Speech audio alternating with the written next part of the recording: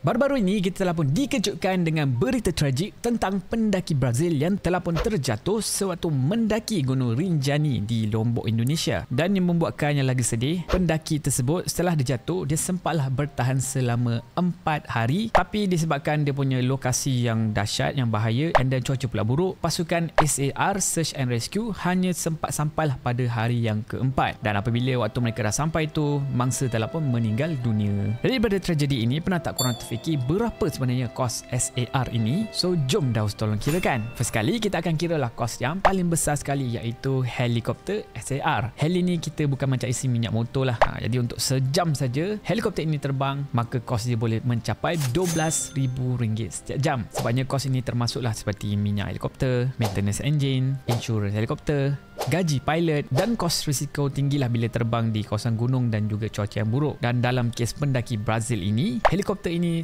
terbang sekitar 3 jam untuk cubalah selamatkan mangsa. Jadi kos helikopter saja dah mencecah RM36,000. Seterusnya kita kiralah tenaga manusia. Jadi operasi ini melibatkan lebih kurang 50 petugas SAR yang mana termasuklah petugas penyelamat, askar, guider dan juga porter. Diorang ini semua perlulah dibayar allowance harian, makan minum dan juga overtime. Dan kalau kita anggarkan secara kasar, seorang petugas kosnya lebih kurang RM200 sehari. Jadi untuk 50 orang petugas selama 5 hari, maka kos dia adalah RM50,000. RM200 sehari itu kira murah lah untuk kerja-kerja yang buat di atas gunung. Selain itu, operasi SAR juga memerlukan equipment yang dahsyat, yang mahal, seperti drone untuk detek mangsa, stretcher dan juga tali keselamatan khas RM5,000, drone tadi RM5,000 serta kemah dan juga peralatan komunikasi RM5,000. So in total dah jadi RM15,000. So apabila kita kira balik semua daripada awal, kos helikopter RM36,000, tenaga kerja manusia RM50,000 dan peralatan khas dan juga logistik RM15,000. So in total kos operasi SAR ni telah pun mencecah RM101,000. Daripada kiraan ni menjelaslah yang di mana SAR ini memang